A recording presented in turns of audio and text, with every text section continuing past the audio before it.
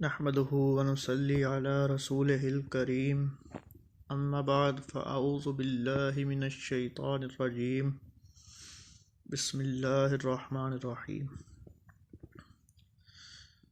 तमाम दोस्त अहबाब जो भी मुझे देख रहे हैं,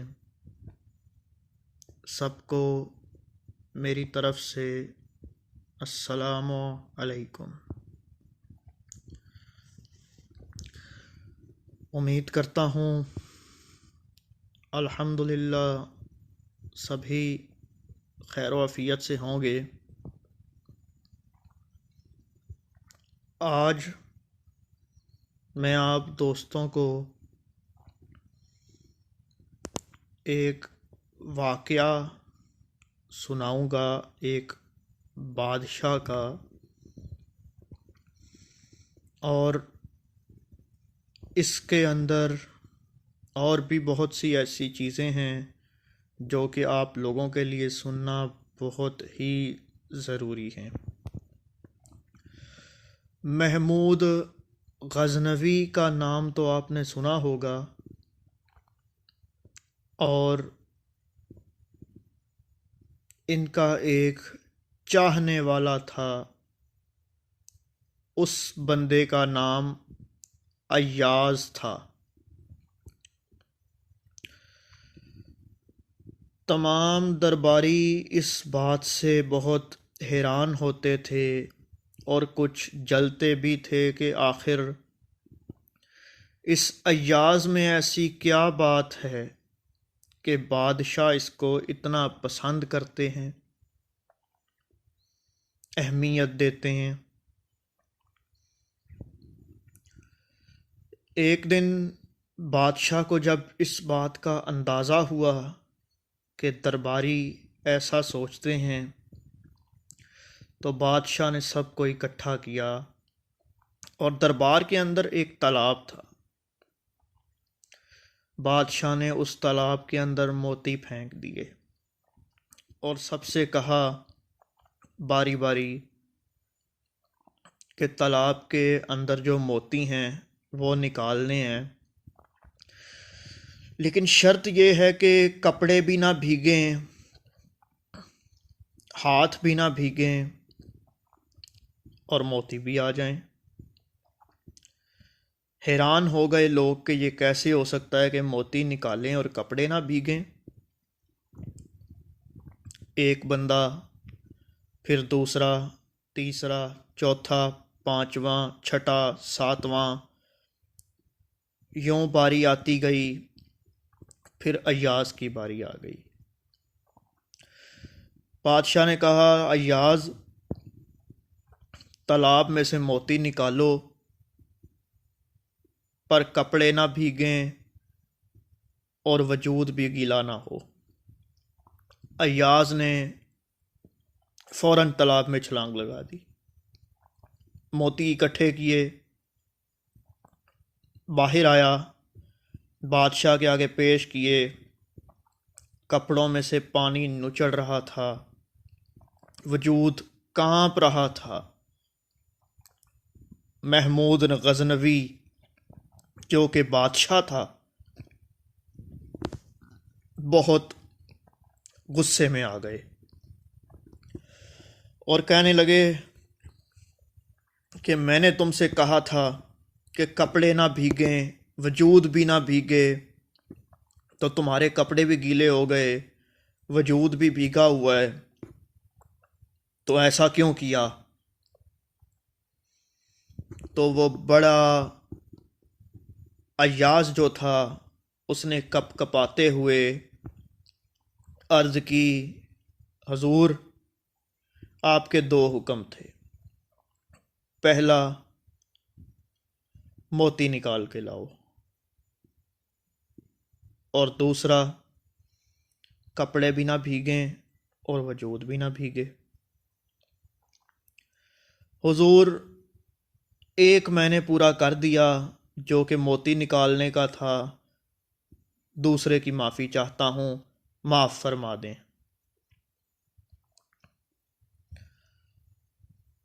तो दोस्तों, बात ये है,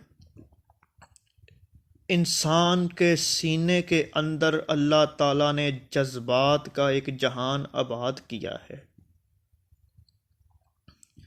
और दूसरी तरफ शैतान को पीछे लगा दिया। वो तंग करने से बाज नहीं आता। शैतान से जान छुड़ाने का एक बहुत आसान तरीका है, अल्लाहू का ज़िक्र इतना करो कि इस हू की ज़रब लगाओ और ये शैतान दफ़ा हो जाए।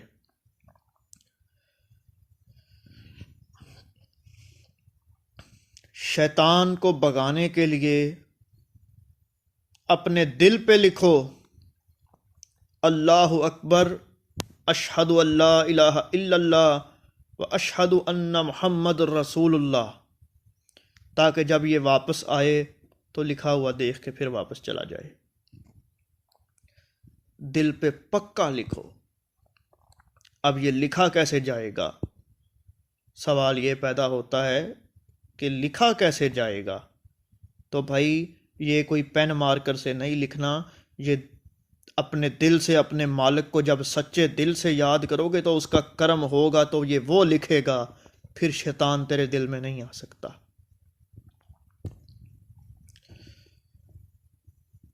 इंसान जितने गुनाह करता है और जितनी नेकियां करता है, मैं ये कहता हूँ कि तौबा करो। जब कोई इंसान 100 दफ़ा गुनाह करे और मेरे मालिक से तौबा करे, माफ़ी मांग ले, तो अगर वो 100 दफ़ा भी गुनाह करके माफ़ी मांगे तो मेरा मालिक माफ़ कर देता है, क्योंकि वो बहुत करीम है, बहुत रहीम है।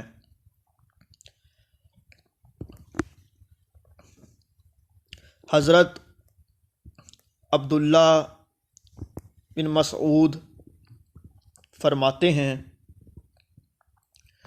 कि जब मोमन से कोई गलती होती है, कोई गुनाह होता है, तो उसकी रूह कांप जाती है, दिल लरज़ उठता है, और उसको यूं लगता है कि जैसे वो किसी पहाड़ के नीचे आ गया है, और वो फ़ौरन अपने रब से तौबा करता है कि अल्लाह माफ़ फरमाए। और दूसरी तरफ मुनाफिक की निशानी भी बताई गई। आप फरमाते हैं, मुनाफिक की अलामत इस तरह है कि मुनाफिक गुनाह करने के बाद ऐसे महसूस करता है कि जैसे अपने वजूद पर बैठी हुई मक्खी को उड़ाया जाता है। अब मैं पूछता हूँ, मुझे बताइए, सुबह से शाम तक आपके वजूद पे कपड़ों के ऊपर कितनी मक्खियाँ बैठती हैं जिनको आप सुबह से लेकर शाम तक के वक़्त के अंदर उड़ाते हैं। एक मैं वाक़या आपको उन लोगों का बताता हूँ, ऐसे लोगों का कि जिन्होंने तौबा की। एक औरत नबी अकरम नूर मुजस्सम मोहम्मद मुस्तफ़ा सल्लल्लाहु अलैहि वसल्लम के पास आई और कहने लगी, हुजूर, मुझसे गुनाह हो गया, मुझसे बदकारी हो गई। पूछा क्या हुआ? उसने कहा, जी मुझसे बदकारी हो गई, मेरे पेट में बच्चा है, तो मैं चाहती हूँ मुझे मेरे इस गुनाह की सज़ा दुनिया में ही मिल जाए। आपने फरमाया, अच्छा, जब बच्चा हो जाए तो फिर आना। वक़्त गुज़र गया, बच्चा हो गया, वो ले आई। हजूर ने फरमाया, इसको ले जाओ, जब ये कुछ खाने पीने लग पड़े इसको दूध पिलाओ, और जब ये कुछ खाने के काबिल हो जाए तो इसको फिर लेके आना। अब वो वक़्त गुज़रा, कुछ अरसे बाद वो औरत आई उस बच्चे को लेके और कहने लगी, हुजूर, अब ये दूध भी पीता है और उसके हाथ में एक छोटा सा एक नवाला इतना सा टुकड़ा दे दिया रोटी का। आपने फरमाया इसको ले जाओ और जाके इसे संसार कर दो। अब उस औरत ने अपने लिए खुद सज़ा मांगी और उस बच्चे को संसार कर दिया। ऐसे ही एक रोज़ हज़रत माइज़ इब्ने मालिक असलमी हुजूर की खिदमत में आए और कहा, हुजूर मुझे पाक कर दीजिए। आपने फरमाया, जा अल्लाह से माफ़ी मांगो, माफ़ फरमाएगा। मालिक से तौबा करने गए तो वापस आ गए। अब वजूद में बेचैनी बहुत थी। कहा, हुजूर मुझे पाक कर दीजिए। आपने कहा, जाओ मालिक से माफ़ी मांगो। फिर गए तो आ गए। ये अमल कोई 4 से 5 दफ़ा हुआ। जब वापस आए तो हजूर ने फरमाया, मैंने तुम्हें कहा तो है कि मेरे मालिक से माफ़ी मांगो, गफूर रहीम है, माफ़ करेगा। तो माइज़ इब्ने मालिक असलमी ने कहा, हजूर मुझसे एक गुनाह हो गया है। फरमाया, क्या? तो कहने लगे कि मुझसे ज़ना हो गया है। हजूर ने फरमाया कि तुम होश में तो हो, तुम क्या कह रहे हो? तुम्हारा ज़हनी तवाज़ुन ठीक है? तो कहा, जी ठीक है। तो आपने जो पास बैठे थे उनसे पूछा कि कहीं ये नशे में तो नहीं कह रहा? ने कहा, बिल्कुल नहीं जी। एक बंदा उठा, अपना नाक उनके मुंह के पास किया, सूंघा, तो कहने लगा, नहीं हुजूर ये नशे में नहीं, अपनी होश में कह रहा है। अब हुजूर ने कहा कि इसे ले जाओ और इसे संसार कर दो। जब उन्हें संसार कर दिया तो उनका नमाज जनाजा, हजूर जब उनके नमाज जनाजा में गए तो किसी ने कह दिया कि माइज़ से गुनाह हुआ। इतनी बात सुनी तो मेरे नबी अकरम मोहम्मद मुस्तफ़ा सल्लल्लाहु अलैहि वसल्लम को जलाल आ गया। आपने फरमाया, ख़बरदार किसी ने मेरे माइज़ के बारे में कोई बात कही तो मेरे माइज़ ने सच्ची तौबा की है और ऐसी तौबा की है कि अगर सारी रूए ज़मीन पर उसे फैला दिया जाए तो अल्लाह की ज़ात तमाम मुसलमानों के तमाम गुनाहों को माफ़ फरमा दे। तो जब मैंने ये वाक़या सुना तो दिल कांप उठा